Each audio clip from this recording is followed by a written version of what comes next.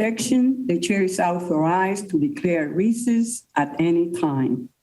I would like to begin by noting some important requirements. Let me begin by saying that standing House and committee rules and practice will continue to apply during hybrid proceedings. All members are reminded that they are expected to adhere to these standing rules, including decorum. House regulations require members to be visible through a video connection throughout the proceeding, so please keep your cameras on. Also, remember to remain muted until you are recognized to minimize background noise. In the event a member encounters technical issues that prevent them from being recognized for their questioning, I will move to the next available member of the same party, and I will recognize that member at the next appropriate time slot, provided they have returned to the proceeding. For those members and staff physically present in the committee room today, in accordance with the attending physician's most recent guidance, all members and staff who attend this hybrid hearing in person will be required to wear masks in the hearing room. And now I will move to my opening statement. First, I would like to welcome Inspector General Ware.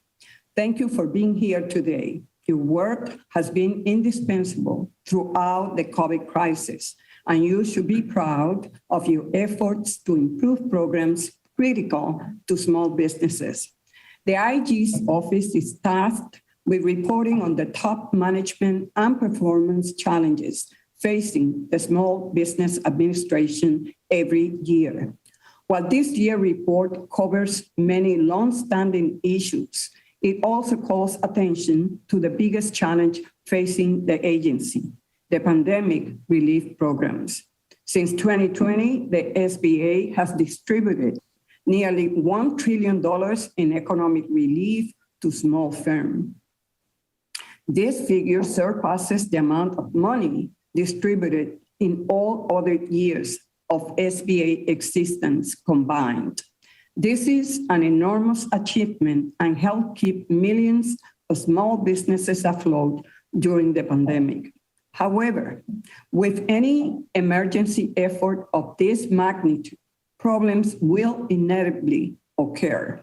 According to investigations, the COVID EIDL and Paycheck Protection programs have been vulnerable to fraud.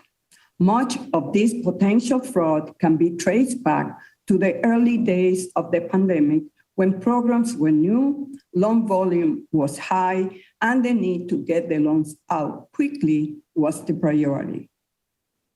Your report also notes that in 2020, the previous administration relaxed internal controls, adding significant stress to the system and creating an environment ripe for fraud. This committee has worked diligently to conduct oversight and institute legislative fixes to address these problems. We have conducted hearings, written letters, held briefings, and passed bills, ensuring money is going to small businesses that need it most and not the bad actors. Since taking office in January, the Biden administration has also demonstrated its commitment to rooting out fraud and abuse. Administrator Guzman inherited many open recommendations from the OIG. Under her leadership, the SBA has closed out 70 OIG recommendations this year alone. SBA took steps to shore up fraud protections in critical pandemic programs. This includes implementing a master review plan for loan and forgiveness applications in the PPP program and allowing the agency to hold funds at any time in the EIDL process. The agency now also ensures that all borrowers are not on the Treasury Department's do not pay list. These are just a few of the actions that help reduce fraud. So I look forward to continuing our work with the administration on this front. At the same time, the IG's reports cover other critical issues unrelated to pandemic relief. These include challenges in small business contracting, IT security, access to capital, and disaster assistance. Addressing these problems will require sustained work on a bipartisan basis from this committee. I hope that today's hearing allows us to take a close look at all of these issues and discuss bipartisan solutions to fix them. I now like to yield to the ranking member, Mr. Lukemeyer, for his opening statement. Thank you, Madam Chair, and thank you for calling today's hearing with Inspector Ware. Welcome, Inspector. Always good to have you before us to explain what's going on. Before I begin, I also want to thank the Chairman for the announced changes in the order in which members question witnesses. This is an important announcement. I am thankful for your action. Likewise, I know members will appreciate going back to regular order and the methods that were voted on within the rules package. Additionally, I'd like to take this time to recognize and congratulate the committee's Chief Counsel, Jan Oliver, on her upcoming retirement. Jan has been a stalwart for small businesses for years and has worked in public service for decades, from her time with now Senator Portman to working at the White House and to her time, her service to this committee. Her steady guidance and counsel for the past 31 years has always been welcomed by the several chairmen and many committee members that she has served. Jan, thank you for the thoughtful insight and analysis on all issues, including and especially those pertaining to regulations and its impact on small business. Thank you very much.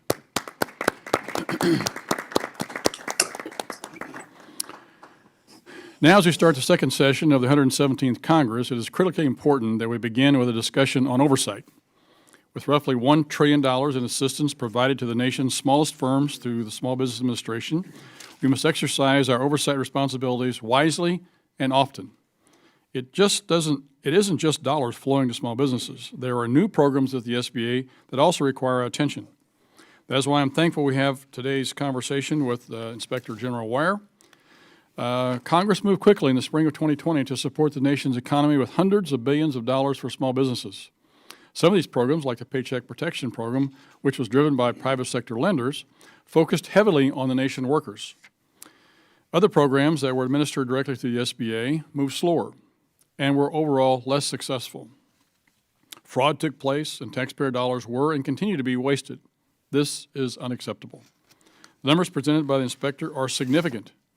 While the IG reports approximately $4.6 billion in possible fraudulent activity within the Paycheck Protection Program, the Economic Injury Disaster Loan Program, also known as EIDL, is enmeshed in roughly $84 billion in potentially fraudulent activity. The PPP was administered by private sector financial institutions. The EIDL program was not.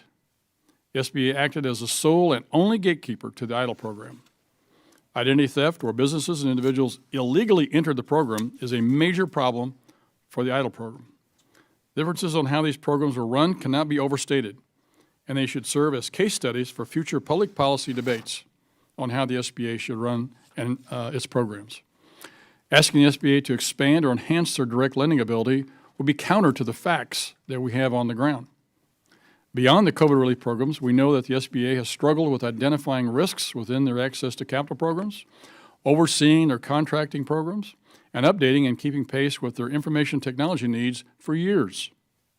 The COVID emergency period has compounded all these programs and challenges for SBA. I always say that when you put something under stress, that's when you find out where your real problems are.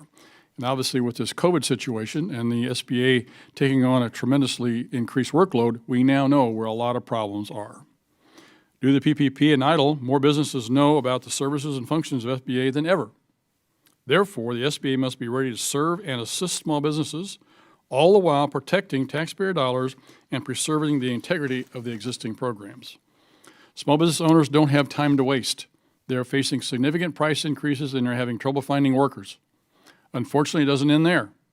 Supply chain issues continue to thwart their planning, and uncertainty surrounding a vaccine mandate is ever present. Now more than ever, the federal government programs cannot be duplicative, wasteful, or counterproductive. I look forward to hearing more from Inspector Ware on where fraud stands today with the COVID relief programs, an update on all recommendations, and what programs his office will be examining next. With such a significant amount of potential fraud clogging the process for small businesses, I know the discussion will not end here. This will require ongoing efforts for years to come. With that, Madam Chair, I look forward to working with you this year, and I look forward to continuing work with the Inspector General. To that end, I want to give you this letter, which is a list, and we can give that to your staff. This letter, which is a list of some of the witnesses and topics that I think would be impactful for and helpful to us in our legislative and oversight work. With that, Madam Chair, I yield back and look forward to working with you this coming year. Thank you, Mr. Lukemeyer. The gentleman yields back. With that, I will now introduce our distinguished witness, the Honorable Hannibal Mike Ware, Inspector General of the SBA. Mr. Ware was sworn in as the Inspector General in May 2018 and has been an effective leader in his role and an asset to this committee. He has nearly 30 years of experience in the IG community, rooting out fraud, waste, and abuse in federal programs. Welcome, Mr. Ware. You are recognized for 5 minutes. Thank you, and good morning. Good morning, Chairman Velasquez, Ranking Member Lutemeyer, and distinguished members of this committee. Thank you, as always, for inviting me to speak with you today and for your continued support of my office. It was my hope that my next appearance before this committee would occur with the pandemic in our rearview mirrors. However, the pandemic has been lasting with ever-changing challenges. SBA has played a pivotal and unprecedented role in stabilizing the U.S. economy. In doing so, the men and women of SBA who have been on the front lines and who have directly met the needs of millions of small businesses, they have sacrificed their time and worked long hours to implement these programs on an unprecedented scale. Not only do we as taxpayers thank them for their hard work, but there are countless whistleblowers who have come forward to my office to shine the light of transparency on matters that they believed were of concern to stewarding the taxpayers' dollars. We thank them not only for their hard work, but for their courage and sense of duty to the nation. The men and women of my office equally have been working diligently to provide oversight of SBA's pandemic response. We have never lost sight of the struggles of the small business owners and their employees who toil not only with financial hardship, but in many cases, personal loss as a result of the pandemic. We are keenly aware that nothing short of the public's trust is at stake in our oversight efforts. We have already issued 18 reports addressing SBA's pandemic efforts with dozens of recommendations for corrective action. Our investigative work to date has resulted in 366 indictments, 294 arrests, and 142 convictions related to EIDL or PPP. The monetary recoveries and savings from our oversight of SBA's pandemic response efforts in fiscal year 2021 alone were $4.2 billion, with Congress investing just $50 million in supplemental funds to facilitate our oversight efforts. And the work has really just begun. A significant portion of our supplemental funding will be exhausted by the end of fiscal year 2024, which will coincide with hundreds of billions of dollars in EIDL loans coming due for payment. We anticipate this will be a key moment for realizing the true scope of fraud in the program, which already is expansive. We believe our annual resource levels will need to be right-sized to match this fraud landscape and to provide necessary oversight of SBA's management challenges in the years beyond the pandemic response. Notwithstanding the challenge, OIG has sought opportunity to more effectively and efficiently carry out our mission. We have provided oversight in real time, producing reports in under 2 months. In doing so, the IG community took note and used our oversight model to develop an agile products toolkit for OIGs across government. The result of our innovation is that we proudly kept the Congress, the administrator, our stakeholders, and the public currently and fully informed of SBA's pandemic response efforts.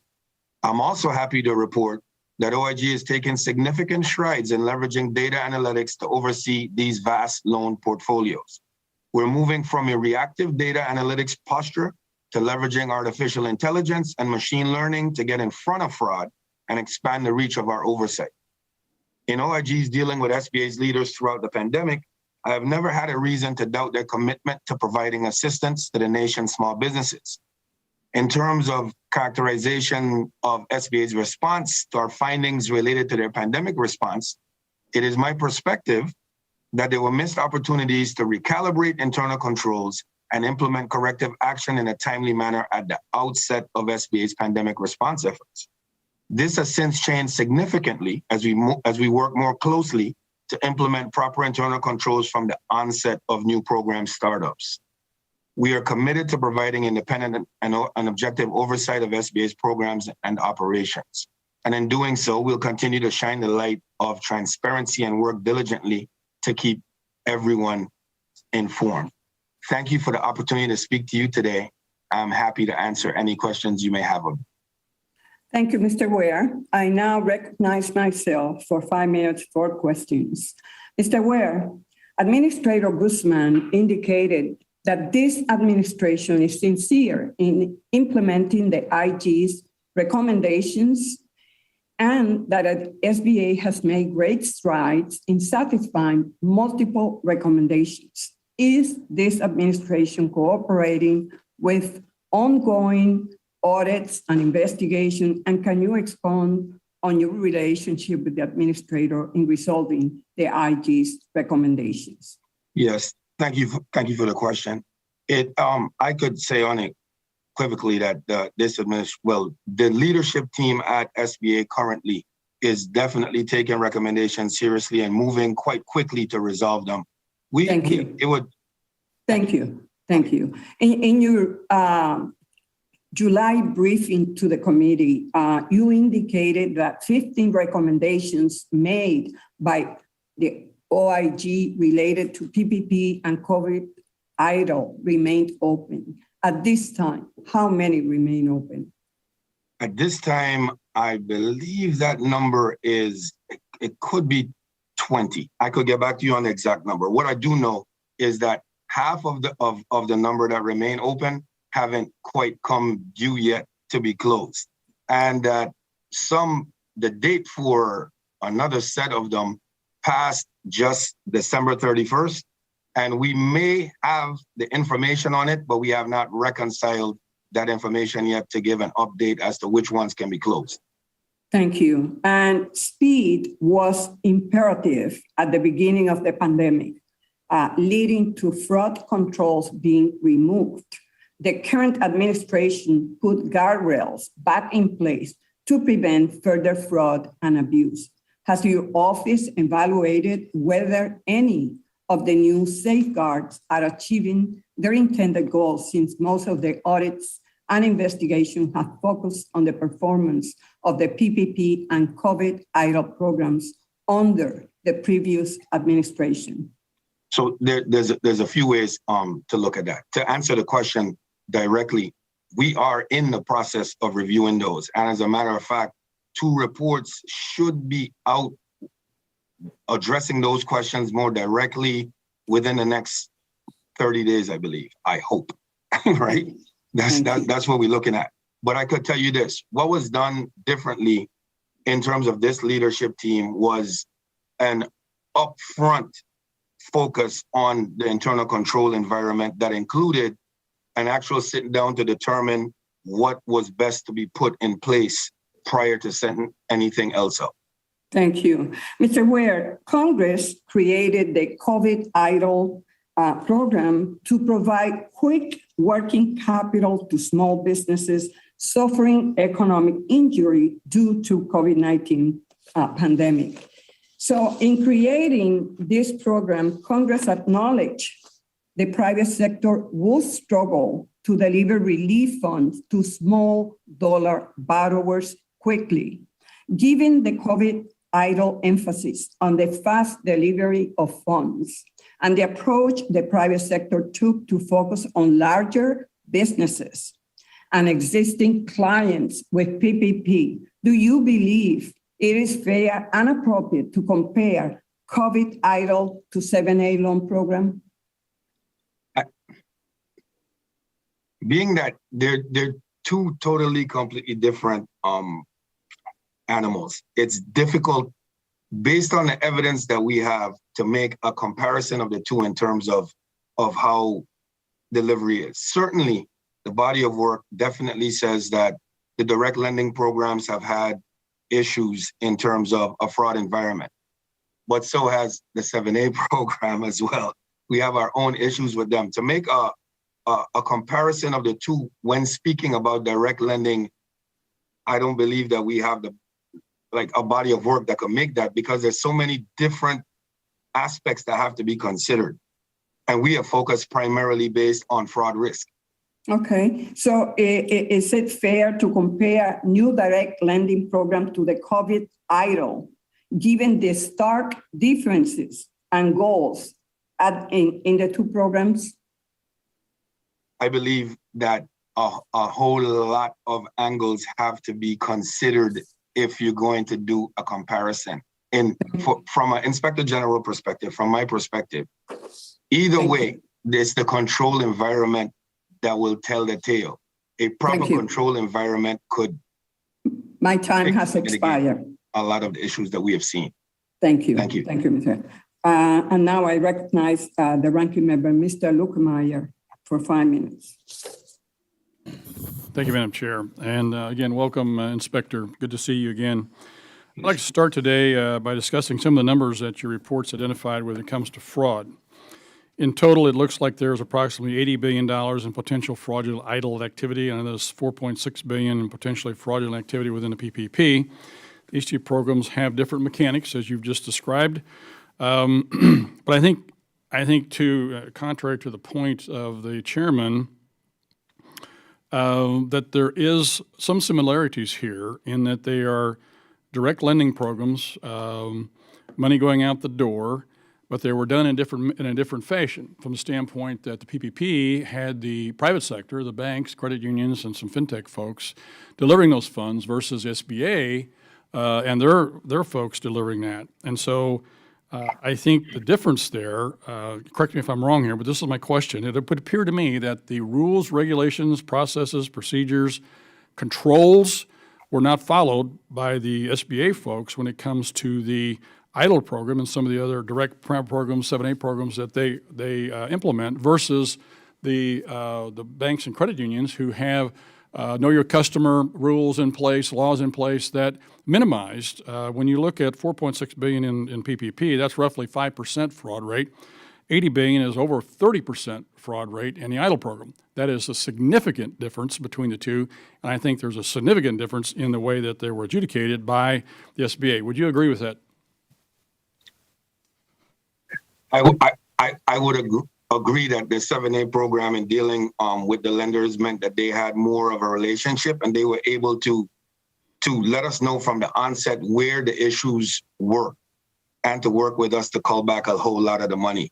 In terms of idle oversight, initially, with the focus being solely on speed, initially, and guardrails being lowered, it is just that was the reason. That was the reason that we ended up with what we have. Okay, so it begs the question then: if have the guardrails been put back up? Have they? That's what you're asking me? Yeah, I mean, you said that the problem with the fraud was the guardrails were taken off. Have they been put back up? Yeah. Yes, many of the guardrails have, and many of our recommendations to that regard have been put in place. So I'm going to follow up with regards to the PPP. We've had this discussion before, and we've found that a lot of the fraud that was in the PPP program was in the fintech folks.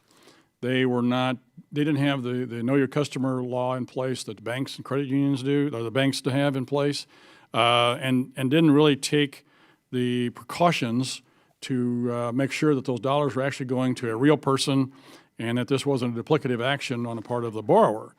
And so you were telling me in earlier conversations and your other reports that the fintechs were really kind of the problem children here. Have you seen that continue to be the situation? Do you see something different now, or where are we at with this?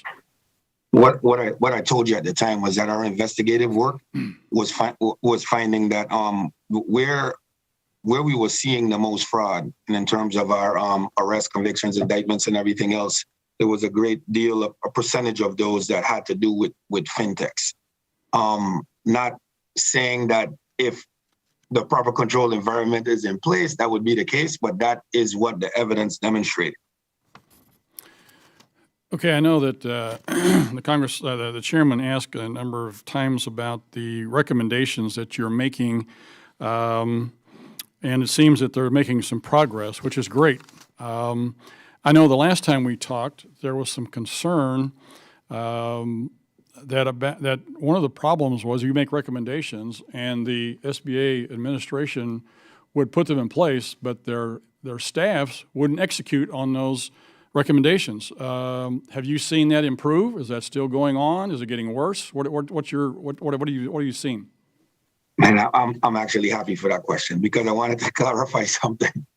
What I needed to clarify in this regard is that these things normally take time to happen in earnest. So somebody conducting a loan review, and what my folks brought me up to speed on was this: it's not every person conducting a review that didn't follow what is currently in place, right? We're finding that in some instances it happens, in other instances it doesn't. And I believe, though, we may find that in just about every program or in every industry, that sometimes what's in place isn't followed. Inspector. So yeah, you just open up a whole new can of worms there. So do we have people that are doing a good job and adhering to the recommendations, and now we have other people that aren't? Have you identified those other people yet, so we can point to them and say these people have to either shape up or ship out? I mean, we've got some bad apples in the barrel. We need to get rid of them.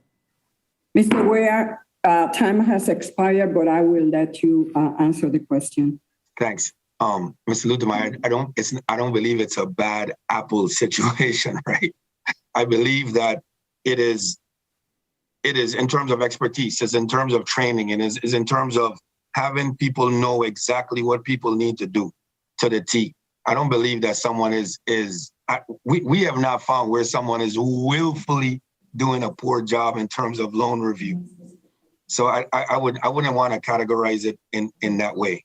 And we have work coming out on that will be coming to you very, very shortly. Well, when you have 40% of the program that's being fraudulently active, we got a problem, sir. Thank you. Time has expired. And now we recognize the gentlelady from Illinois, Ms. Newman, for 5 minutes. Thank you, Madam Chair, and thank you, Ranking Member. This is a great discussion today. Thank you, Mr. Ware, for being here, and thank you for executing this very daunting task. It does not fall short on us that this is a complicated action that involves actions that took place 2 and 3 years ago. So this forensic task force has really been helpful, but realizing that it's tough. So I want to make one comment and clarify something, because I just want to clarify with you. You are investigating potential fraud, and those numbers are relative to potential fraud, not proven fraud, correct? So in terms of, investigations and audits, two different things clearly. Yes. So in terms of our audit findings, those were potential fraud. Good. Which we have not reviewed or completed our review on the entire package yet, large package, to determine what is the actual fraud. We do know anecdotally that what we have called potential fraud is very likely fraud, because our fraud cases and criminal convictions and indictments speak directly to the patterns that we document as potential fraud. Thank you for clarifying. So I have 3 areas of question. I hope we can get it in the 5. Tell me a little bit about this right-sizing project. I really like this idea. I've done this in business before, so I really like the agile product model. Can you just share a little bit about what's in that product kit? Right. In the toolkit is a way for you to identify and focus on a single question, or to notify management and leadership of serious, crucial problems that they need to take action on immediately. So in the case of Idle, for example, once we started to see the trends, we got to the table with the leadership team here while the team was working on putting together something for public consumption, and told them, listen, you need to put a stop to this right now. You need to set up a system of control that can identify these duplicate IP addresses and these bad emails and these things that fall in like 3-4 buckets. It needs to be addressed right now. And we try to get that. So the information is immediate. And then the public sees the entire thing that they could respond to within 30 to 60 days. Thank you. That sounds like it's working in real time, which is what we want right now. We don't want to lose any more time. Couple of other areas. One is data integrity. In our visit, it was probably in first quarter, it was clear that there were some data integrity issues. Can you share with the committee here what has been done in the last 3 quarters to address the data integrity issues? Right. So what we have found in working with them, initially, of course, the deluge of things that came in completely broke that system, right? So since that time, they brought in a third-party contractor that has done a great job in terms of cleaning up the data. And as you know, they put out I think monthly, they put out the stats, they put out these things. This data has been fixed tremendously. There are some, I think there's one field, if I'm trying to remember, that has to do with congressional data that we are looking at right now. So we're in the process of determining just how clean it is. Good. And I'll look forward to that report. And then finally, which of all of the loan programs did you find the least potential fraud, and why was that? Why do you think that fared the best? Right. So the least potential fraud, of course, was found in the Paycheck Protection program. And I believe one of the reasons was because most of the lenders knew their customers. Yeah. So they were able to ask the right questions off the bat and to put a stop to it prior to funds being disbursed. We were able to, we got like within the first week or so, like 5,000 contacts from banks where we knew there was a problem. And they were being able to hold, and they've been a great partner with us in terms of having the funds seized and returned to the government. Well, thank you for that. And thank you for your great work on this. And I'll say again, thank you for going back forensically to 2 or 3 years prior to this and solving some of the issues that arose at that time. So appreciate your work. Gentle lady's time has expired, and now we recognize Mr. Williams, the vice ranking member of the committee from Texas. Thank you, Madam Chairwoman, and Ranking Member Lukemeyer. And I'm just listening to this already as a small business owner. It's amazing to me how this committee and this agency is so political, and the Main Street small business owner is getting squeezed right in the middle. This is going to have to change. Now, Mr. Ware, your report found massive fraud in almost every one of the SBA COVID relief programs. Within the EIDL program we've talked about this morning alone, there's been nearly $80 billion in fraudulent activity.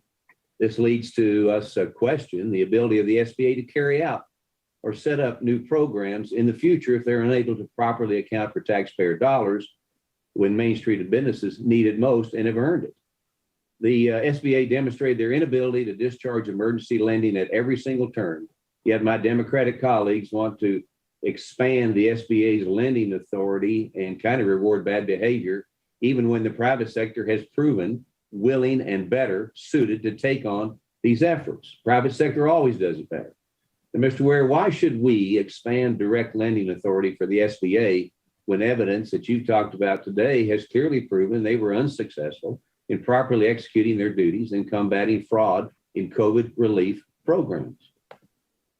So Williams, thank you very much for that question. The question as to why should you do that is really a policy and program question that the IG is prohibited by law from responding to. I could tell you what our body of work talks about in terms of an internal control structure, and that a proper internal control structure, regardless of which way this Congress or the administration determines to go from a policy perspective, is what is most critical in my eyes.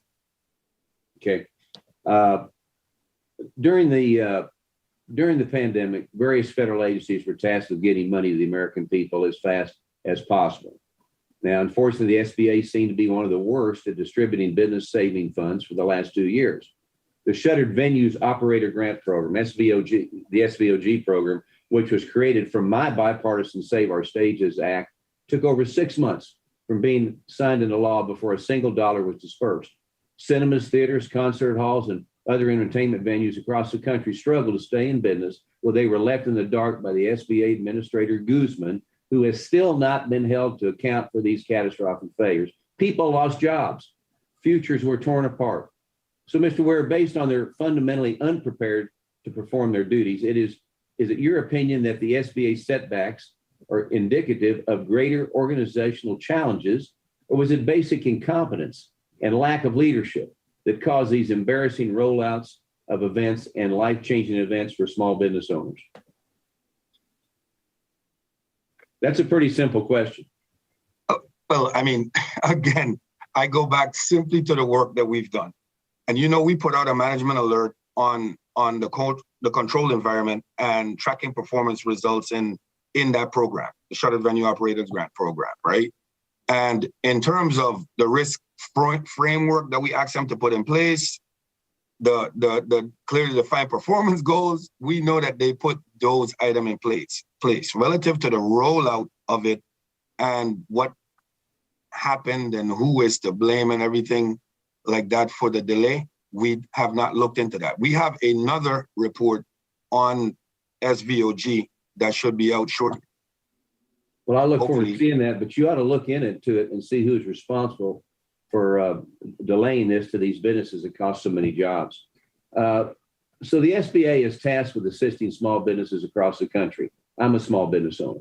However, they fail to properly communicate with businesses, borrowers, and lenders and members of this committee during important times of need. So when the SBA system disruptions halted the SVOG program in the spring of 2020, businesses were unable to reach anyone at the SBA to get a status update on their applications. And I mean, you couldn't get anybody. So meanwhile, members of this committee, such as myself, were being stonewalled and didn't receive the answers to our pressing letters until October, when our concerns were really pressing. As members of this committee, we are charged with overseeing the SBA, and I find this lack of communication troubling. So, Mr. Ware, do you have any information or data on the SBA's lack of communication with borrowers, lenders, or members of this committee? We are customers too, and you have to take care of your customers. So if not, would your office commit to looking into the efficiency and the effectiveness of SBA's communication with stakeholders? Yeah, well, definitely anything that is a concern to this committee is taken seriously as a concern by my office. And if there is a request that you'd like to put forward for us to look into that, we can. Yeah, I just did. The gentleman's time has expired. Now we recognize the gentle lady from California, Ms. Chu, for 5 minutes. Mr. Ware, I'm so glad to hear that your office will continue to audit the PPP program and take a focus on fraud in the loan forgiveness process. As you know, in order to qualify for total loan forgiveness, the employers had to expend at least 60% of their PPP proceeds on payroll. Well, I've heard from labor unions representing hospitality workers in Southern California who have made very concerning allegations of several major hotels in the area, including JW Marriott and the Chateau Marmont.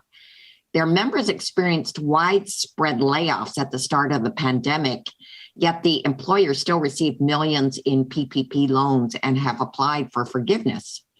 It's unclear how they could have met the payroll requirements for the loan after laying off nearly all of their workers. So they've submitted complaints to OIG, but they have not been contacted yet. So can you talk about the office's process for responding to complaints regarding PPP forgiveness? And with tens of thousands of complaints coming in, will your office need assistance to investigate these claims in a timely manner? Also, let me ask this. I mean, in the hospitality business, the allegations are made of larger employers who received loans worth millions of dollars. So are you planning to establish a dollar threshold over which loan forgiveness recipients will receive more scrutiny? Thank you. So there's a lot to unpack there. Let me start with our hotline process and what we're dealing with. You are correct. There's tens of thousands is constantly coming in. Here's what we have done. Clearly, my office, we tried just about everything up front in terms of dealing with all the hotline complaints, including reassigning staff, including we got help from 10 different IG offices in terms of processing. What we've done now is we've moved to more of a data driven model in concert with the PRAC. And the PRAC and my office developed a system by which we could take this in and categorize them and do some triaging so that we could get these things out to the field. Actually got a public award for innovation for putting that together, and we're still working on it. As a matter of fact, it is my hope that if I was to be in front of you in 30 days, that I would tell you that there is no backlog, that everything has been addressed. That's how aggressively we're moving on it. So, but that lends itself to a different issue, right? The issue is that I have a finite amount of staff, investigative staff that we've staffed up. We're about at 180. And my criminal investigators are carrying huge workloads. That's why we're partnering across the entire law enforcement landscape. So the process in terms of getting back to someone on like the hotel or the people that you spoke about, right? For us is an acknowledgement that we received it, but we don't provide updates, case updates to complaints. So that's the process, and maybe why they would know that. I hope I touched everything. Have I? What did I miss? Oh, I also asked about thresholds and how are you ensuring that the larger transgressors are being addressed? So as you're aware, all our criminal investigations are run through the Department of Justice, and AUSA is across the nation. These offices set the thresholds for our community. So, but we're doing, listen, the focus right now really is on the big ones, the ones that were the rings and everything like that. So you might see some that pop up because we have been providing, I think monthly, I hope, monthly, we've been providing you an update with the convictions, the cases and everything like that. You might see some that have a smaller dollar amount. You see others with large dollar amounts. The small ones would spill into what we're looking at in terms of a ring. There are natural outpourings of that. The gentle lady's time has expired. And now we recognize the ranking member in the Subcommittee on Economic Growth, Tax, and Capital Access, Mr. Muser from Pennsylvania, for 5 minutes. I thank the chairwoman very much, and I thank our ranking member and Mr. Ware. Appreciate you being here as well. It is unfortunate, as this is an oversight hearing, that the United States Treasury Department has oversight of PPP, as you well know, and Secretary Yellen has been requested, along with by law, required to appear before this committee twice on an annual basis, and yet has yet to appear. Do you have conversations with Secretary Yellen? Can you inform her, perhaps for us, since she's ignoring our requests, to appear before this committee and answer some of these important oversight questions, Mr. Ware? No, I don't. My oversight is within the Small Business Administration. Okay. And I meet regularly, like every other week, with the administrator here. Well, PPPs obviously falls within your wheelhouse as well. So perhaps her insight and answers would be helpful to you as well as this committee. So let me continue along related to the EIDL disaster loan program. Perhaps appropriately named, unfortunately. The thing is that, look, I mean, there was $80 billion in fraud out of $260 billion in loans. I mean, that's a really outrageous figure here, as well as to taxpayers.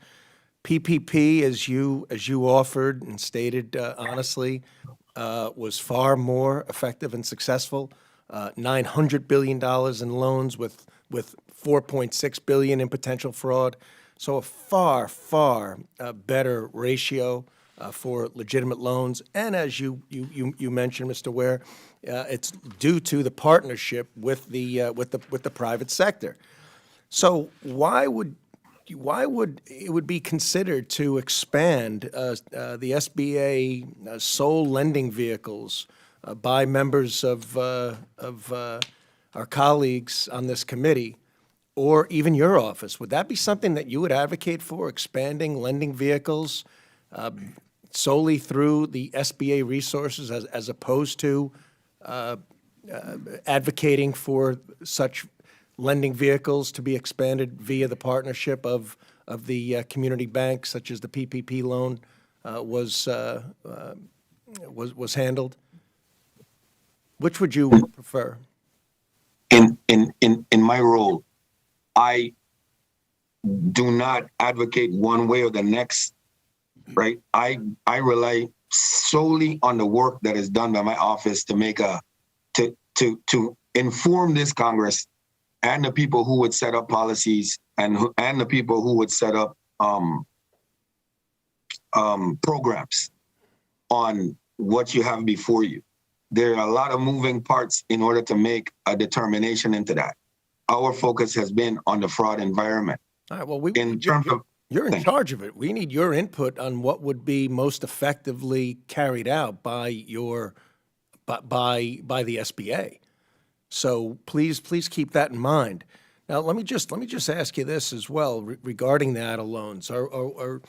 Is it going to get better before it gets worse? Are you comfortable at this point with the loans being made? Have we put, as the ranking member Lukemeyer brought up, additional safeguards in place so this fraud does not continue?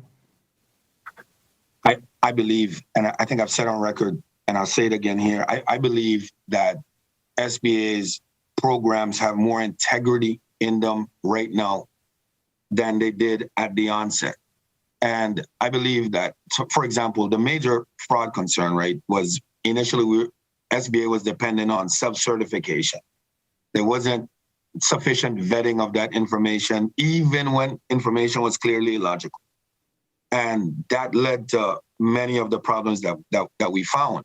I believe the use of I think it's a 4506T tax transcripts and the type of data that they're processing from the Internal Revenue Service, I think it addresses much of it. And I'll tell you, we are in the process of making a determination as to how that fraud landscape changed and what that meant in terms of savings to the American taxpayer. All right, thank you, Madam Chairwoman. I yield back. Gentleman yields back. And now we recognize the gentleman from Pennsylvania, Mr. Evans, for 5 minutes. Thank you, Madam Chair. In the past, you have reported that many missions, critical and senior positions at SBA are staffed by federal employees nearing retirement. How has the SBA been dealing with the alleviation of the workforce challenges? And can you please share with the committee the progress that has been made in this area? Thank you for that question. This is one of them that I hate to have to say. I believe I'm gonna have to get back to you on that because I don't believe I have current work that informs it. But I do know that my people ask questions like this regularly. I know I have seen from the chief human officer here, Elias Hernandez, that they have put together some plans to address that. We have not reviewed those plans as yet. I'll go this question. Many small businesses in my district are interested in contracting with the government. Such contracts can help the businesses grow and expand. In recent years, the federal government has been successful in achieving the statutory goal of awarding 23% of all contracts, primarily to businesses. Can you tell us exactly how is that process proceeding? The process of determining whether or not the mandate has been made in terms of the percentage? Exactly. Yeah. Well, if you've over the past, at least since I got here and long before I got here in 2016, we have been going back and forth with the agency on how they actually calculate those percentages. and including how they run the numbers. They have been actually, the one change that they have made is they've been transparent to everyone in what goes into the denominator and what goes into the numerator and coming up with that percentage. So at least they're doing that.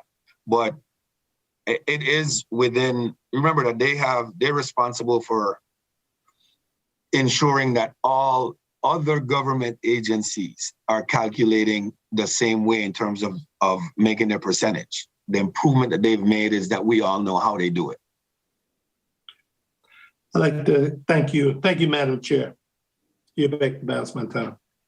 The gentleman yields back, and now we recognize the gentleman from Florida, Mr. Donalds, for 5 minutes. Thank you, Madam Chair. And, Mr. Ware, thanks so much for making yourself available to the committee on such an important topic and for all the work of you and your staff that you've been doing here. I was taking some in-depth time reviewing your written statement, and you identified several challenges for the SBA in financial year 22. Challenge one, the SBA's economic relief programs are susceptible to significant fraud risks and vulnerabilities. Challenge number two, inaccurate procurement data and eligibility concerns in small business contracting programs undermine the reliability of contracting goal achievements. Challenge number three, SBA faces significant challenges in IT investment, system development, and security controls. Challenge number four, SBA risk management and oversight practices need improvement to ensure the integrity of loan programs. Challenge number five, SBA's management and monitoring of 8A business development program needs improvement. Challenge six, identification of improper payments in SBA loan programs remains a challenge. Challenge number seven, the SBA's disaster assistance program must balance competing priorities to deliver prompt assistance and prevent fraud. And challenge number eight, the SBA needs robust grants management oversight. Mr. Ware, these challenges are significant for any lending institution, let alone the SBA. Based upon all this, does the SBA have, frankly, the necessary infrastructure and wherewithal and capacity to embark on direct business lending, considering all the challenges the agency still faces? That's a good question. That our goal and the goal of all IGs, because all of us have to put out the top management challenges facing whatever agency or department that we are responsible for. In all this, I believe that the men and women of the Small Business Administration are up to the task. I do believe that there needs to be the type of systemic changes that we have detailed in this document put in place. And then I believe that the programs could run and we can have an assurance that there is more integrity in these programs. The thing is that I think it's probably better that I stop there. I do believe that the Small Business Administration has the capacity to be able to run the programs that they're charged with running.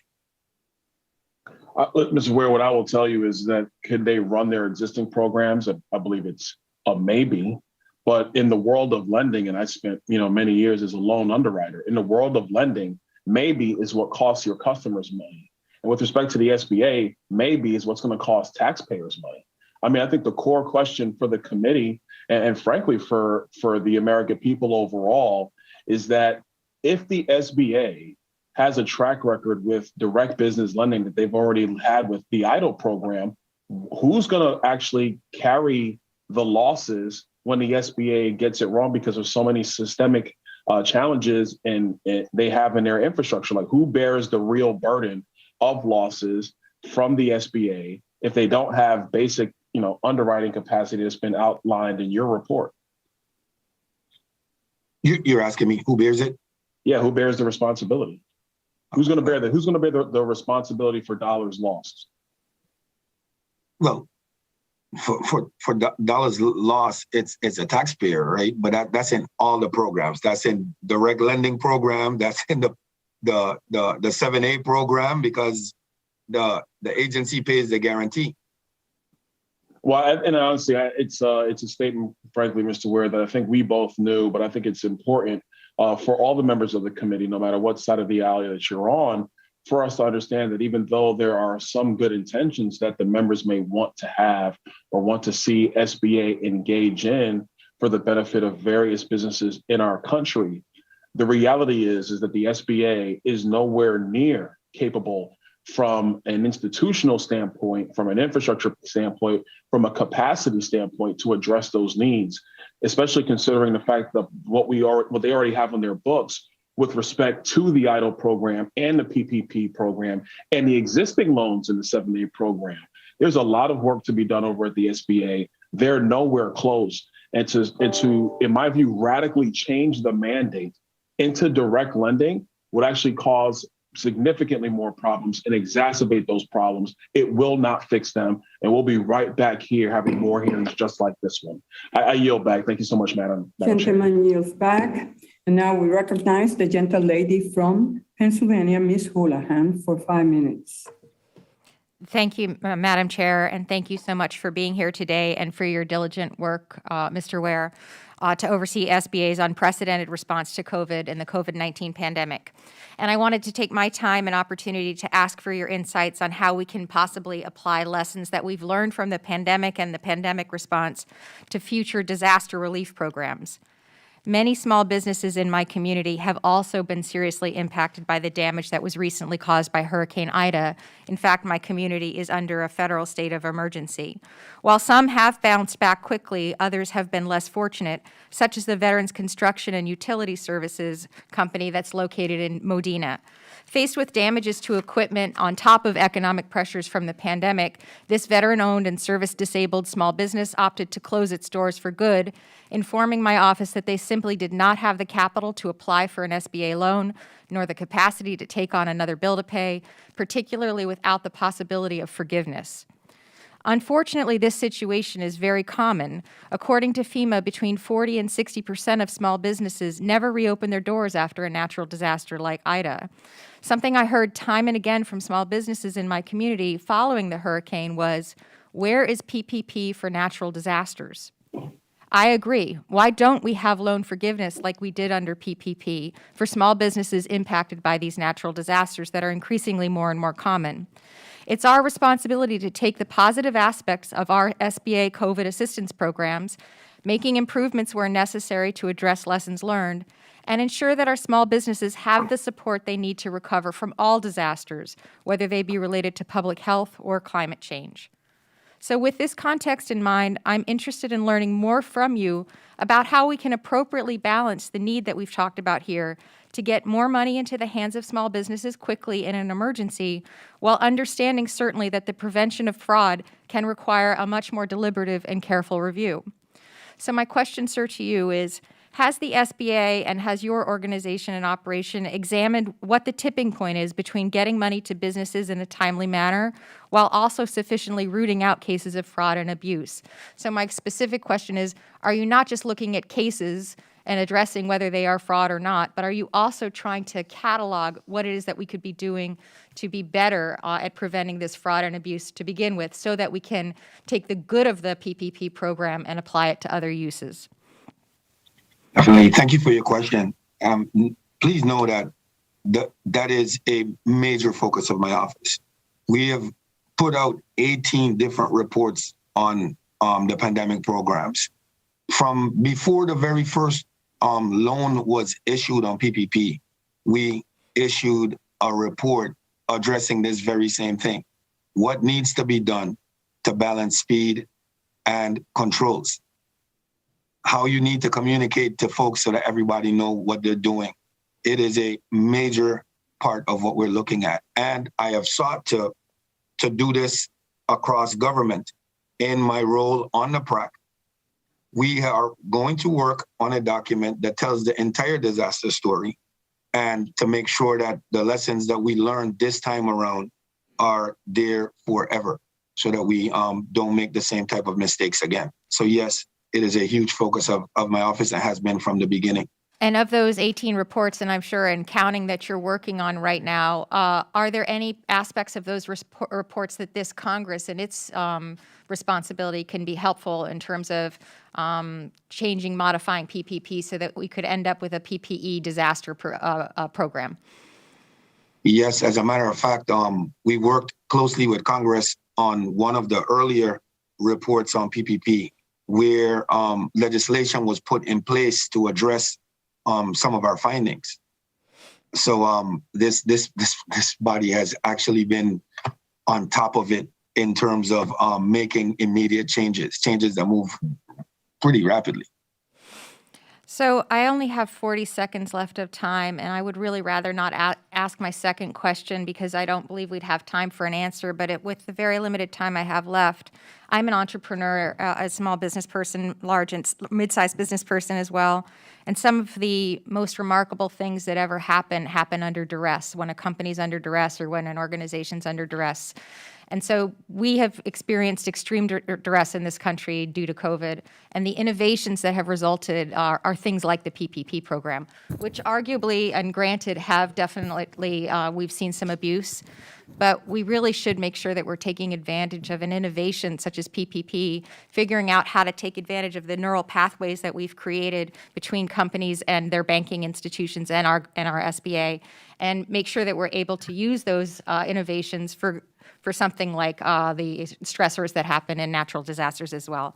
And with that, I yield back, and thank you, Madam Chair. Gentlelady yields back, and now we recognize the gentleman from Minnesota, Mr. Stover, for 5 minutes.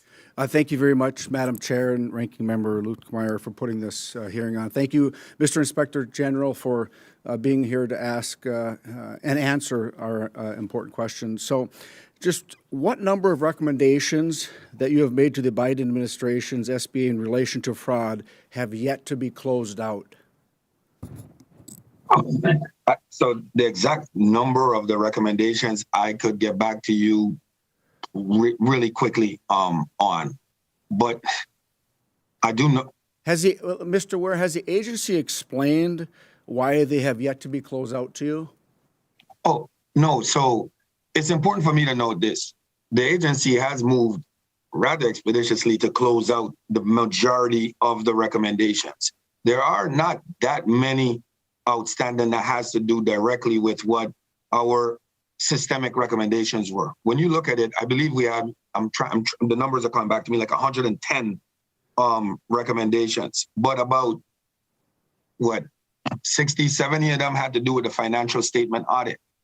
So in terms of the systemic things to move PPP and idle and to deal with the shuttered venues program that we issued, Mr. Ware, they have just pretty much closed those out. There's only a few that are remaining.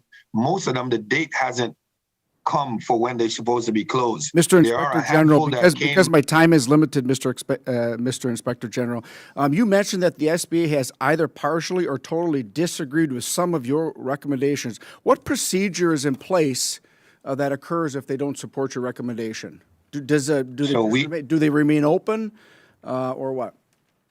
No. So here's what we have. It is both the agencies and my office's responsibility to get these closed out. So we have a process in place where we go to what we call the audit follow-up official to make a final determination. If the final determination is that, well, we flat out don't agree with you, I raise that with this committee as an item to determine whether or not you feel. And I think, Mr. Ware, I think that some of those suggestions are going to be coming back to this committee. I am quite sure. One of the things that you had mentioned in your previous testimony today was, and this is almost a quote, that you do not advocate in one way or the other. Mr. Ware, we need you to advocate one way or the other, because when you look at $4.6 billion of fraud in the PPP and $84 billion in the idle loan, you see some deficiencies. The SBA needs some changing, and so we need you to advocate for those changes. $84 billion, and my guess is as you look into this further, you're going to see more fraud. And my colleague Byron Donalds from Florida asked you, who pays for this? It's the American taxpayer that pays for this. I understand in this town, millions and billions and now even trillions is thrown around like it's nothing. $84 billion, Mr. Ware, is exactly what we need you to find and hold these people accountable. So we need your advocacy. That's the priority that your mission statement says as Inspector General, to advocate for taxpayers. And lastly, because my time is limited, I just want to say in closing, I just want to express my deep concern about this fraud at the SBA.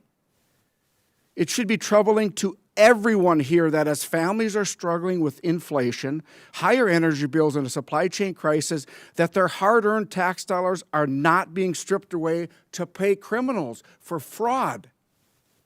I completely, Mr. Ware, and I want you to understand this, I completely respect the work that you are doing to recover these taxpayer dollars. But it is beyond me that my colleagues on the other side of the aisle still are trying to ram through their Build Back Broke program to increase the funds at the SBA when we know they're not efficient right now, when the safeguards that you have recommended aren't even put in place by the SBA. So we need your advocacy in this. We need you to step up and help us. This committee has full oversight of the SBA, and we cannot allow career bureaucrats in the SBA to determine this. Because when we've done that, like the idle, $84 billion. That's what the $1 billion of taxpayer money. I can't explain that to my constituents in northern Minnesota. But I will tell them we're going to find that money and we're going to prosecute the fraud. We need your help, Mr. Ware. I'm asking you to be an advocate for the American taxpayer. And I yield back. The gentle lady from Georgia, Ms. Bordeaux, is recognized for 5 minutes. Thank you, Chairwoman Velasquez and Ranking Member Lukemeyer for holding today's hearing. And thank you, Inspector General Ware, for joining us today and for your important work. Since taking office, I've been working to ensure small business owners in my district have access to the tools they need to apply for and receive loan forgiveness under the PPP program. Can you give us an update on the OIG's work to evaluate the PPP loan forgiveness activity? Sort of how involved have you been in this process? And of particular interest to me was that early on we noticed that there was disparity among different communities in my very diverse district in who was receiving that loan forgiveness and who was not. And so would ask that you talk to that particular issue as well, if you've looked at that. Sure. Thank you for the question. We have 2 ongoing reviews right now on the loan forgiveness process. What I do know, as of this month, probably a week ago or so, 94% of the loans have been fully or partially forgiven. The 2020 PPP loans that is less than 95% of the amount that the loan value for 2020 PPP has been forgiven, all or in part. I do know that. So that's okay. What I have so far. The work is in progress. Okay, thank you. That should cover everybody pretty much. But so on that, so then moving on with this. So the other half of it, of course, is making sure that we are preventing fraud in the loan forgiveness piece. And can you speak to the work you're doing to prevent PPP forgiveness fraud, of course, without holding up forgiveness process for rule following business owners? Right. So I think what I do know, in last year, about the middle of last year, that's when SBA changed the way that it was going to do the loan review process for forgiveness status, right? So they decided that they were going to prioritize more manual reviews that were based on fraud risk rather than the status of forgiveness. They've gone to more of they say a machine learning type environment where they're able to determine risk. Know this, getting forgiven doesn't mean that we can't review the loan afterward, or that we can't come after a fraudulent actor after. So we're still in the fight for that. Okay, thank you. And you're going to be evaluating sounds like sort of a data-driven risk program to see if that's really effective. Okay, Yes. thank you. And then last of all, I know your office has been working on identifying, preventing fraud, across different programs. And can you provide some insight into why the agency is further along in addressing the PPP fraud issues as compared to the COVID EIDL issues? Is the question why were they further along? Yes. On maybe an answer it could be found. And so COVID EIDL was realigned internally in order to address it. They were realigned under the division within SBA that deals with the PPP lending. So it is more of a familiarity from the banks, the lending institution, private standpoint in terms of the systems that they have in place to address and to catch fraud and to catch things up front that allowed it to be better suited to deal with this attack by fraudsters that came the agency's way. And the lowering of guardrails in the EIDL program in order to focus specifically on speed at the time. Thank you. I yield back. The gentle lady yields back, and now we recognize the gentle lady from California, Ms. Kim, ranking member on the Subcommittee on Innovation, Entrepreneurship, and Workforce Development for 5 minutes. Thank you, Chairwoman Velasquez. And I would also like to thank our ranking member, Luca Meyer, for holding this very important hearing. Thank you, Mr. Ware, for being with us and taking time to testify about your findings and help shed light on some of the waste, fraud, and abuse issues taking place at the SBA. We all recognize that your work is indispensable in our efforts to safeguard taxpayer dollars and push the federal government to work more efficiently and effectively for our constituents and small businesses.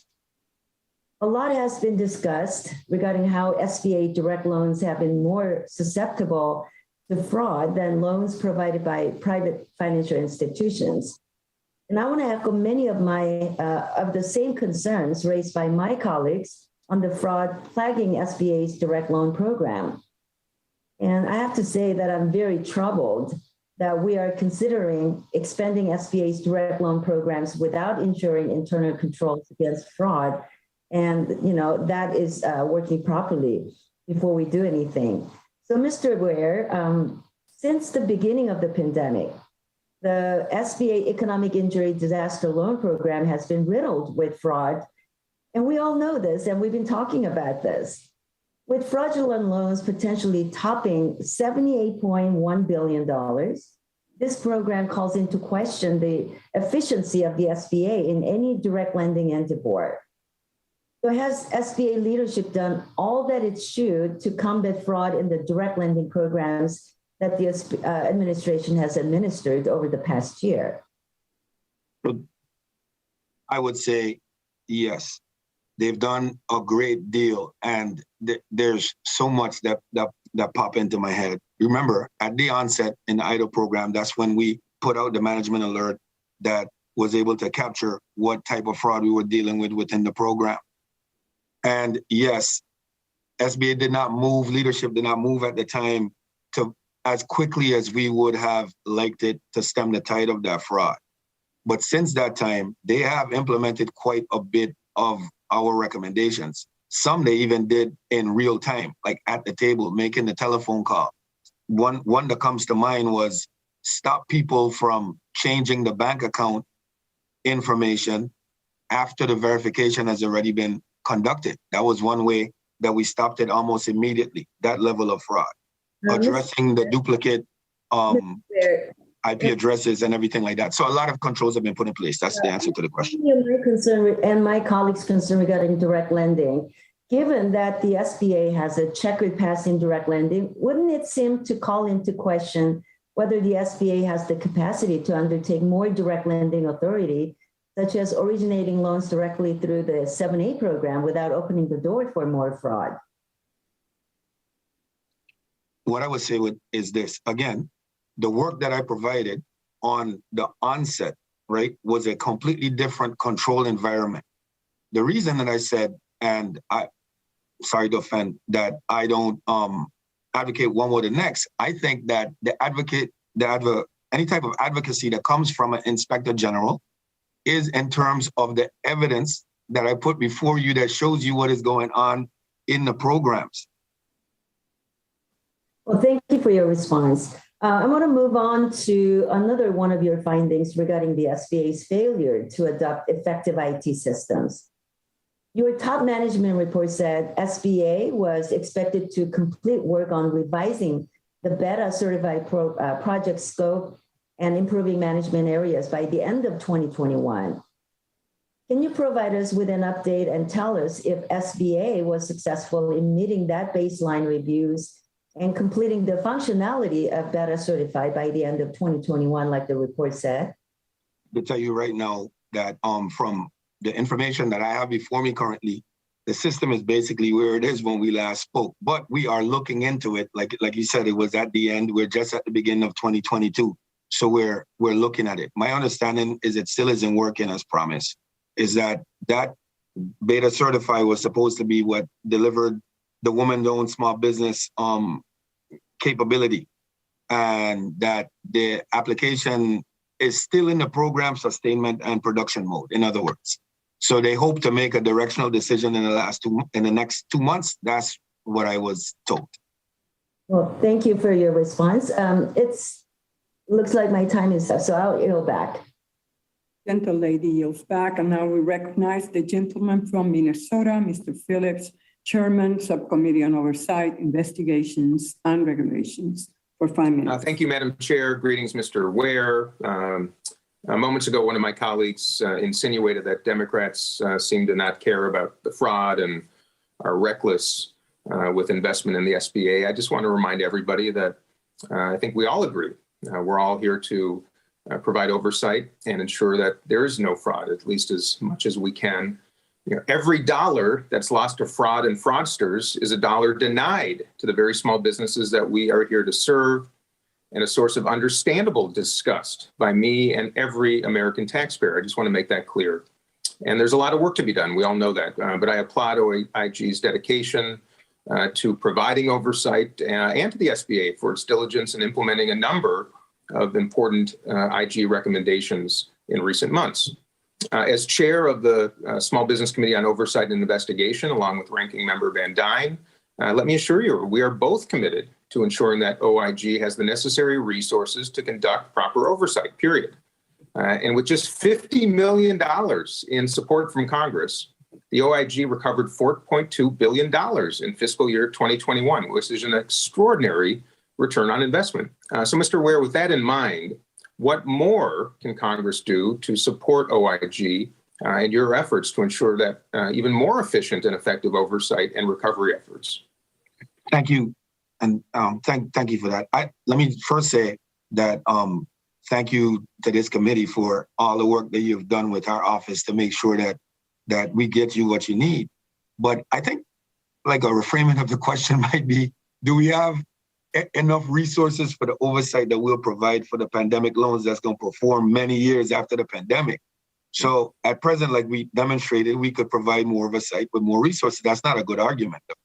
The current level of oversight that we have includes just over 180 positions. The problem is that our non-supplemental budget authority only provides for 125. And I said in my opening that the supplemental funds are going to be gone by the end of fiscal year 2024. So I think that it's bad timing in terms of that's going to be a key moment for realizing the true scope of fraud in these programs. Mm-hmm. But so I believe that the annual resource level, the ones that we get annual from OMB, and I'm executive branch, I work with the Office of Management and Budget, and they work well with me. What I could ask the committee is to just please support what comes forward in terms of right sizing us to match the fraud landscape. Okay, thank you, sir. And I encourage my colleagues to give that deep consideration when that request is made. As we all know, PPP was designed to expeditiously distribute funds, with much of the fraud and eligibility controls designed to occur not at loan initiation, rather during the loan forgiveness period. I know OIG's identified, I think it's 70,000 loans, roughly totaling $4.6 billion in potentially fraudulent PPP loans, and stated, quote, this might be the tip of the iceberg. So with a large majority of the PPP loans now being partially or fully forgiven, does OIG have a better sense of the extent of total PPP fraud? I don't remember if you gave a specific sense of that. And if not, when will you have a more distinct picture of fraud? That work is ongoing. So the work on loan forgiveness, we have, I think that there's two that are ongoing currently, in which we should have at least some indication of what we're looking at. But I still think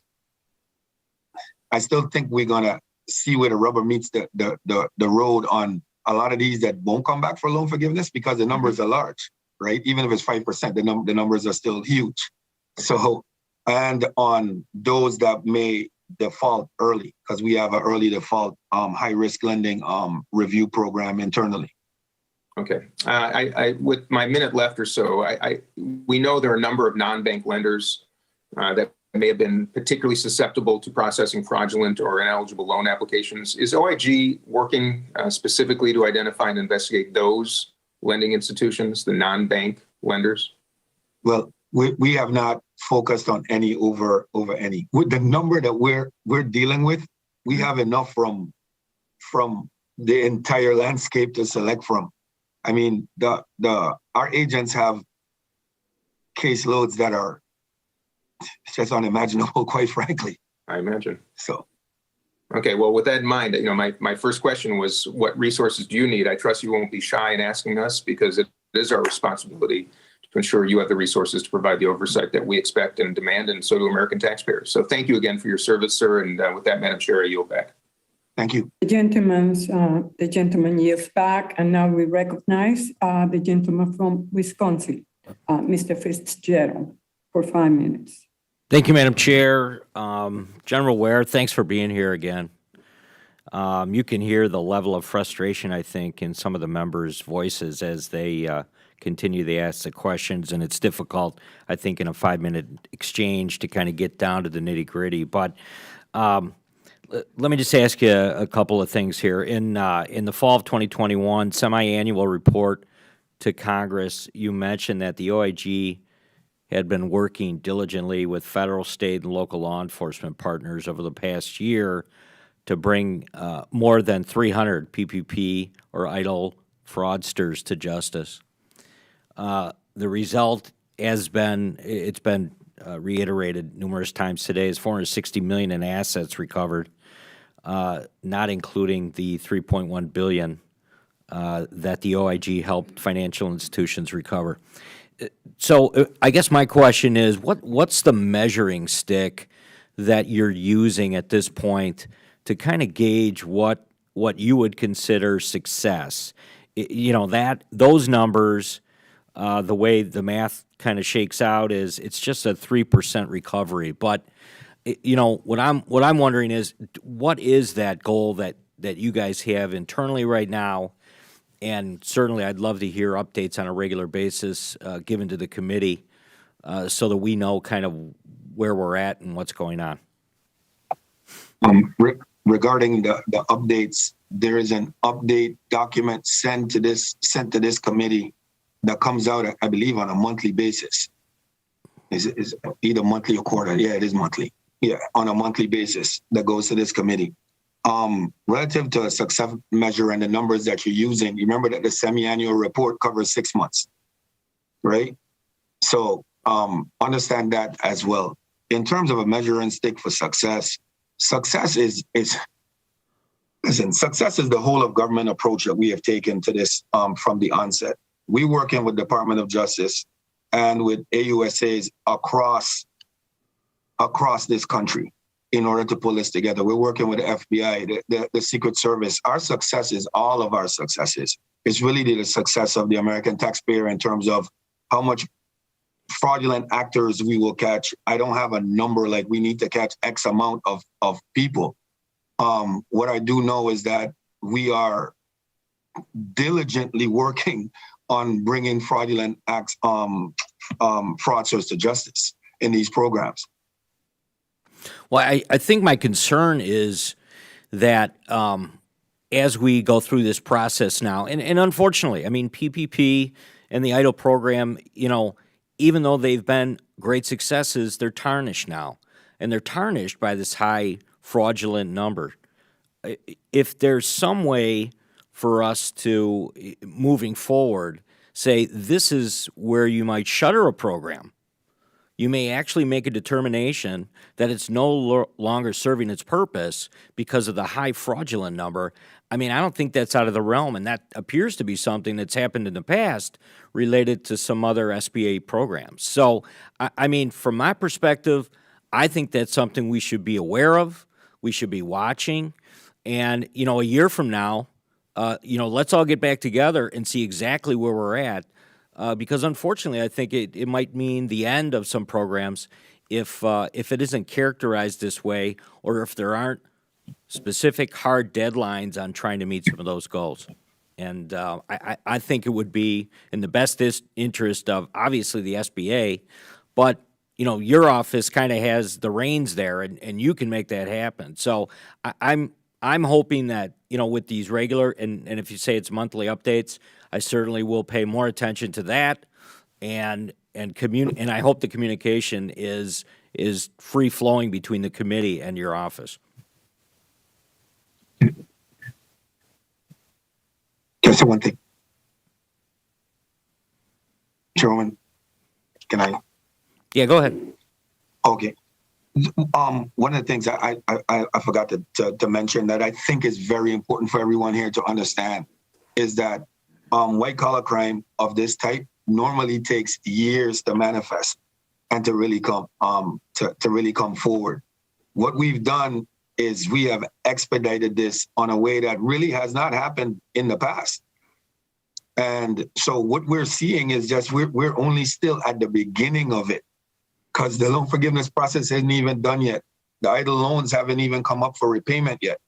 Mm-hmm. So that would be where the real rubber meets the road in terms of fraud cases and everything else. So let's understand that we're still at the very onset of our oversight. The gentleman's time has expired. The gentle lady from Kansas, Ms. Davis, Chairwoman, Subcommittee on Economic Growth, Tax, and Capital Access, is recognized for 5 minutes.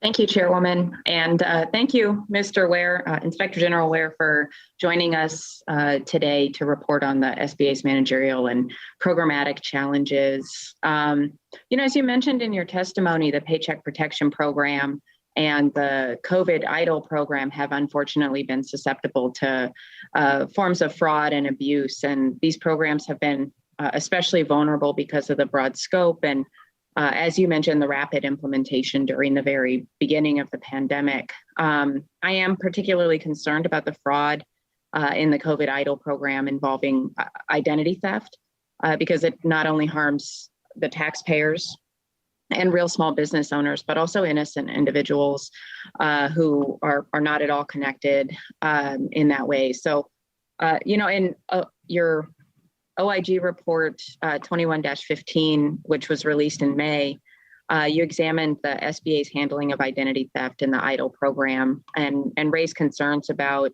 the OIG's lack of administrative seizure authority. So I'm curious if the lack of seizure authority has impacted the case, you know, what you're seeing now and how that's impacted cases your office is able to pursue.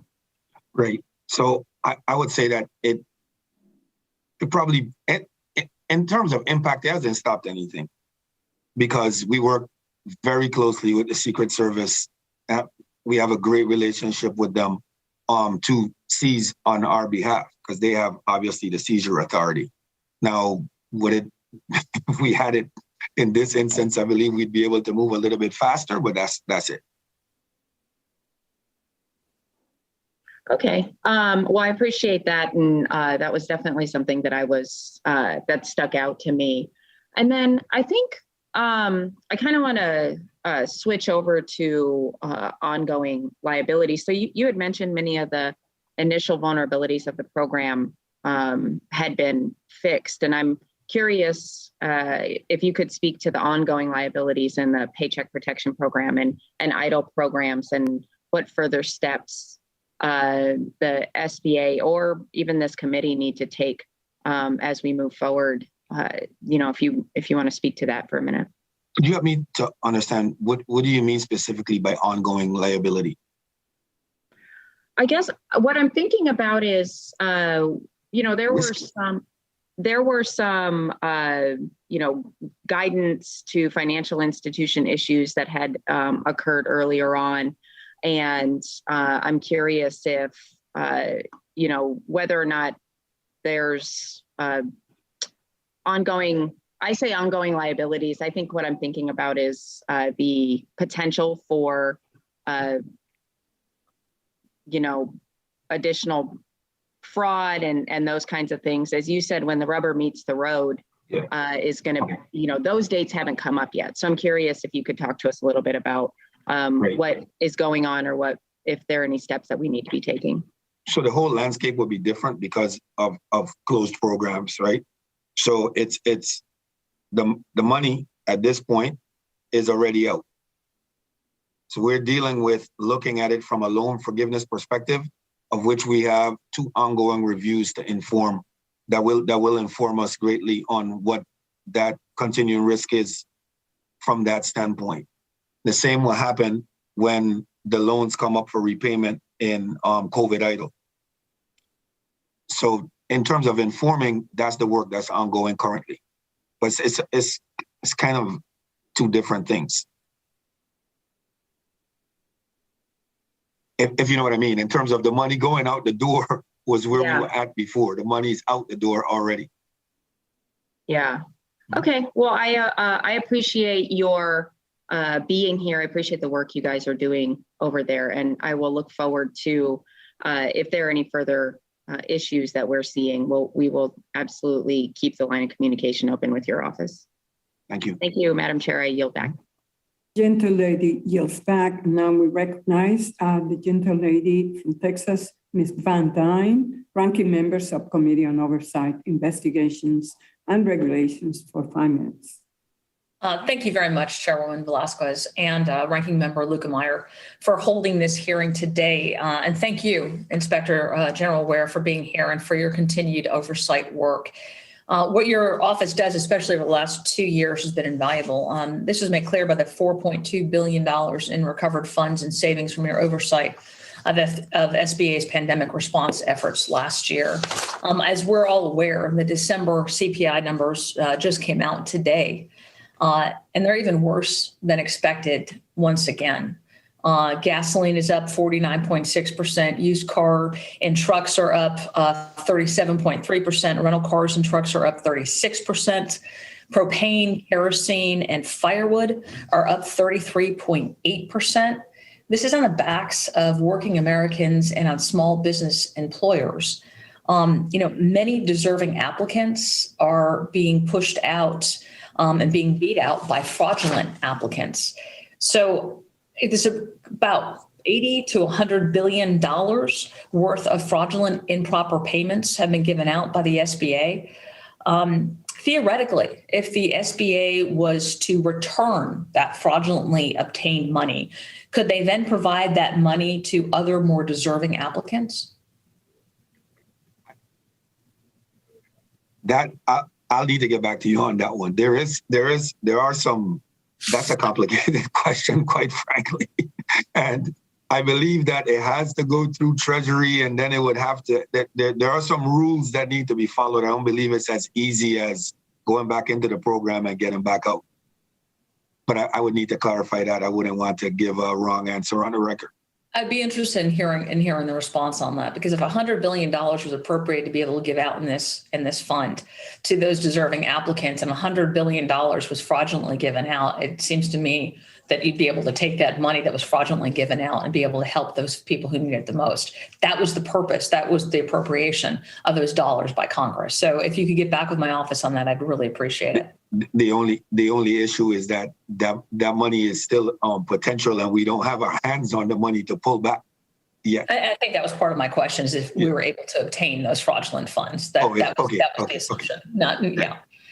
It's clear that the amount of fraud is incredibly large, and the Secret Service's National Pandemic Fraud Recovery Coordinator was quoted saying he's never seen something at this scale. So considering, those kind of issues, what would you recommend this committee, or who would you recommend that this committee reach out to expedite getting these funds back and prevent further fraud from occurring? To give which funds back? The funds that have been handed out fraudulently. Oh, that have been recovered?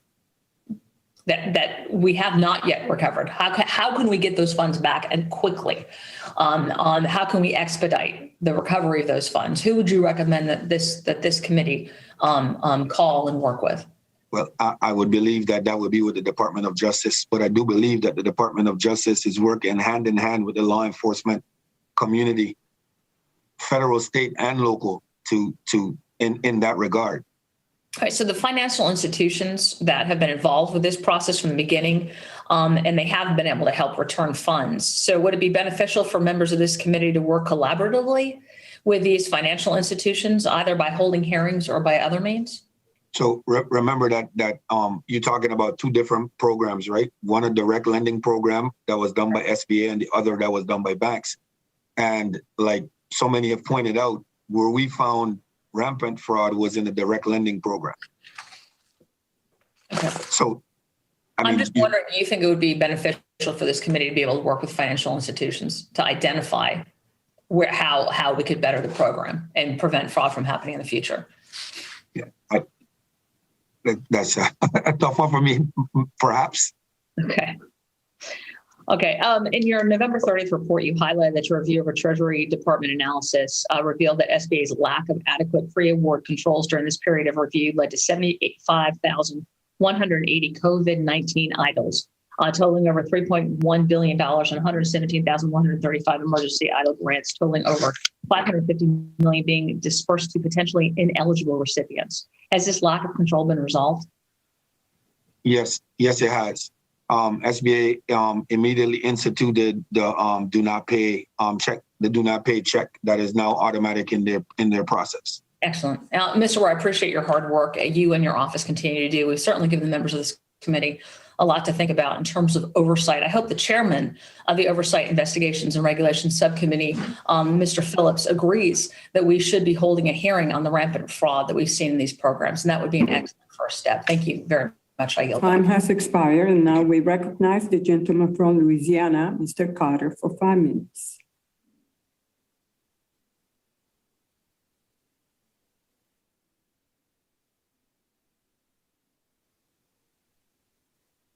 Mr. Carter, you need to unmute yourself. Thank you, Madam Chair. Thank you very much. Mr. Ware, thank you very much for your service. Staffing up for major disasters continue to be a top management performance challenge for SBA. The challenge has been even more evident with the current pandemic, and for me in Louisiana, insult to injury is the pandemic, as well as the natural disasters that we suffered with Hurricane Ida.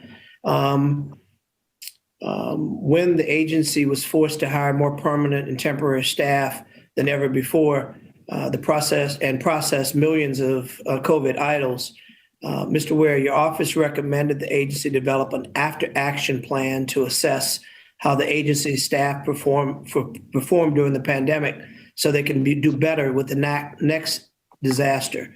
To your knowledge, has the agency committed to conducting these assessments? They have committed to conducting the assessment. We have not yet seen it.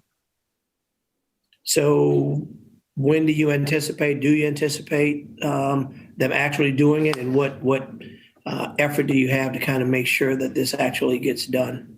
I do anticipate, I believe that there was a date associated, a deadline for when they were supposed to do that. That deadline has not come up yet, I believe. I don't have the exact dates in front of me. I certainly could get that to you, but the only way that that recommendation would be resolved is with that document. Will you provide any guidance for them on the best way to conduct this assessment, or do you plan to play any role in providing guidance? That's the trick part of the job of an inspector general. I can't build it for them and then review it by law. So what I could do is provide the evidence based on the work that I've done up to that point that they could get from and deal with the recommendation from there. Are there best practices that are out there that doesn't put you in a potential conflict, but that can provide some guidance on best practices on how this could be done? And the best practices are what we can offer up. I don't recall if because I don't have that particular report in front of me where the recommendation came from, but it's just definitely something I could get back to you on more definitively. Okay. I don't want to speak above it and then have the auditors come after me. That's fair. Are there lessons the agency can take from FEMA or other agencies on how to rapidly staff up better? Yeah, I'm certain they could, but I also believe they have, because remember that the EIDL program isn't new, right? The EIDL program been around for forever. So they have consistently had this challenge. They know how to ramp up. The question is, the ramping up, are the folks trained? Are the folks properly vetted? And that's something that we continue to work with them to see that it's done. As a part of your oversight, do you look for and determine if small and minority businesses, women-owned, disadvantaged women enterprises are having an opportunity to be a part of that ramp up? Oftentimes we have these ramp ups and we have companies or agencies that are big and by its nature have the ability to be ready for these kinds of opportunities. But because Small Business Administration, obviously, we have an interest in making sure that we're providing opportunities for small businesses, truly small businesses, to play a role. Any guidance or thoughts on, as you go through your oversight, to determine if in fact we're reaching those small businesses so they have an opportunity to partake in the aftermath of, in the case of pandemic or other natural disasters? That's a good question. To date, I don't believe my office has performed or conducted any work in the area that's in alignment with your question, but it's certainly something that we could look at. I will talk with my team responsible for the disaster programs and get their thoughts on it. That'd be very helpful, particularly as I mentioned in my jurisdiction, we have a plethora of small businesses that are in fact oftentimes on the side watching larger firms get the work, many of which are not in the jurisdiction that the natural disaster took place in. And obviously that's very difficult when we're trying to build a small business base and create opportunities for small and emerging businesses. So any assistance that you can give us in that area and provide some guidance and a resource would be greatly appreciated. Madam Chair, I yield back. Thank you. Gentleman yields back, and now we recognize the gentleman from New York, Mr. Garbarino, for 5 minutes. Thank you, Madam Chair and the Ranking Member, for having this hearing. Thank you, Mr. Ware, for being here. I have a question. So, and I know my colleagues brought it up before, and you mentioned the top challenges. There's a couple that SBA is facing in fiscal year 2022. And the first one on the list was SBA's economic relief programs are susceptible to significant fraud risks and vulnerabilities. You've seen the books, you've seen the inner workings of the SBA. And I know a couple of people have asked you already if you would advocate that they increase these programs.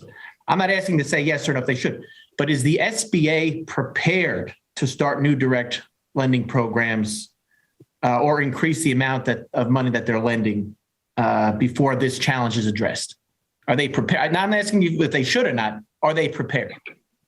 Right. Good question. I believe that SBA is more prepared now than they've ever been in terms of the control environment that is currently in place from a risk perspective. And that's why I look at it in my role from a risk perspective to the taxpayers' funds. So I believe that they have more, their control environment is stronger now than it's ever been. And certainly much stronger than what there was at the onset of the pandemic.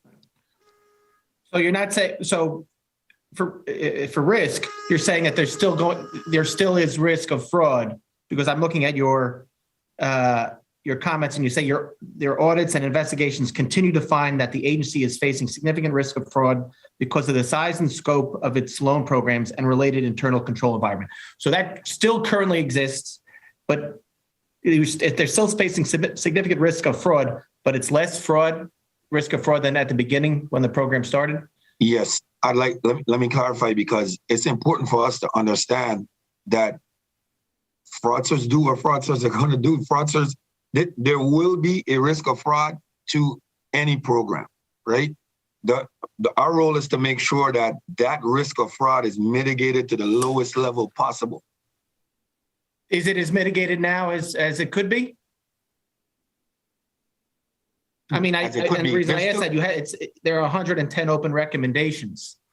Would there be less risk of fraud if those 110 open recommendations were taken into account? Certainly. Important to understand that more than half of those have to do with the financial statement audit, which is dealing with something quite different. No, I understand that. So yeah, I think you said 60 or so are part of it. So there's still 50 out there that could be addressed that would even further reduce the risk of fraud if they were addressed, correct? Yes. Okay, so although not all of the 50 have to do with fraud. No, but the ones that do, definitely. There are some of them that, out of these recommendations, there are some that would reduce the risk of fraud? Yes. Okay, so would you like to see those items addressed before any new programs start? Certainly, I've advocated from the very beginning that certain controls need to be in place before any program is started. I said that before PPP was rolled out, right? Before COVID EIDL was rolled out, we had a report out imploring the agency to take a look at these things before kicking them off. Okay, I appreciate that, and I do appreciate the work that your office has been doing on these reports. They are very, very thorough, and I agree. I would love to see the SBA address these risks of fraud, because I think any risk of fraud, and like you said, bad guys are going to do bad things. They're always going to find a way to do it. We need to stay on top of them to make sure that risk is as diminished as possible.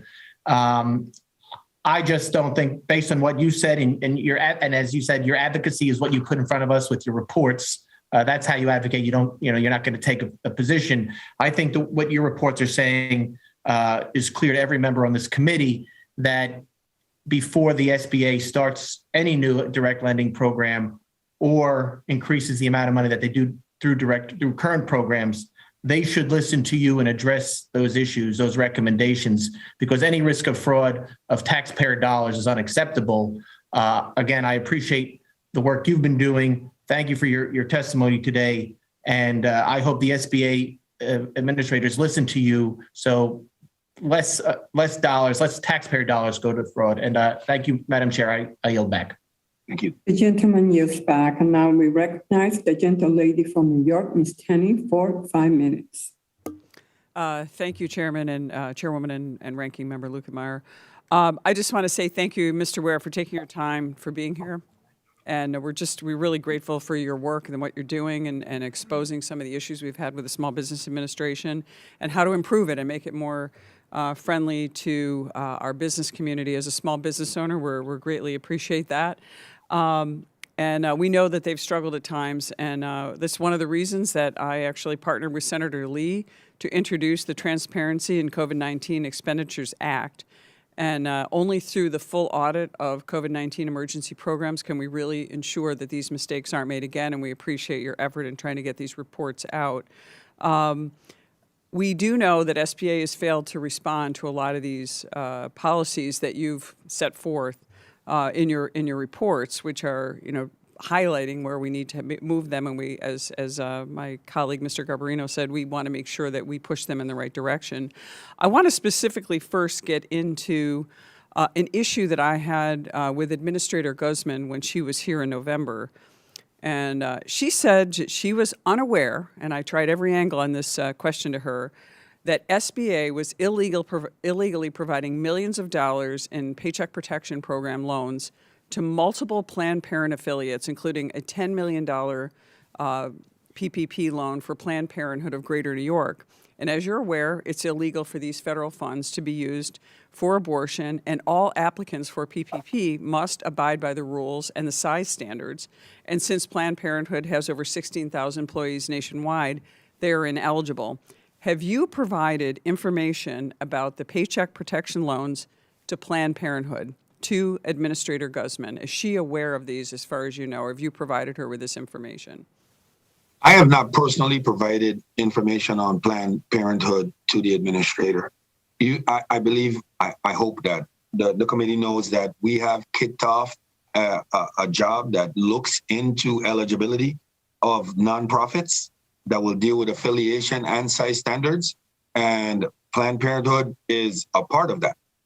So we do have a body of work that's going on right now that addresses it. As a matter of fact, it came as a request, I believe, from the Senate, the Small Business Committee. Right. So are you aware of loans that were made to Planned Parenthood?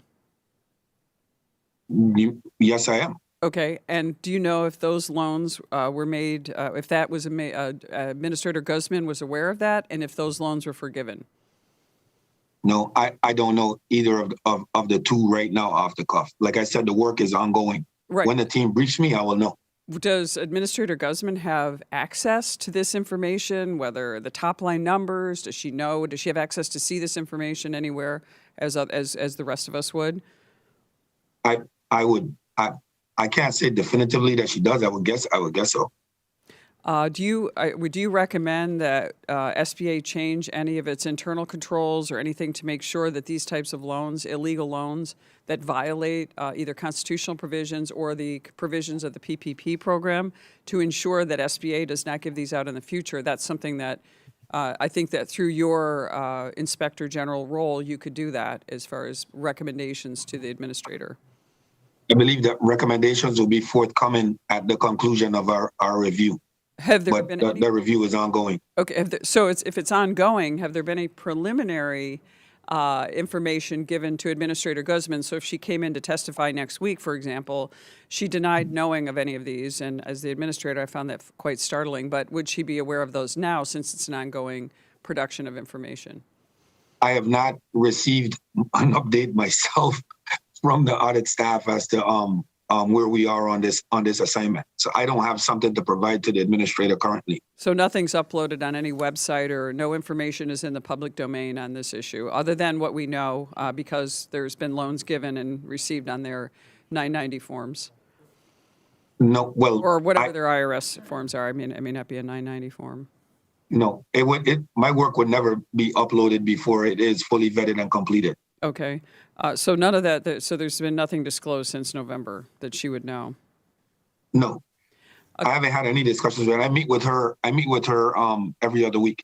Okay. Well, I just want to thank you for that. Also, just wanted to reiterate the concerns that my colleague, Mr. Garbarino, had about the customer service issue. We still are receiving information about loans and other things that aren't being handled in an efficient and continuous manner. We hope that you will continue as the Inspector General to urge the administration to answer customer information complaints faster and more efficiently, as many people are out there waiting or haven't had loans processed for over a year.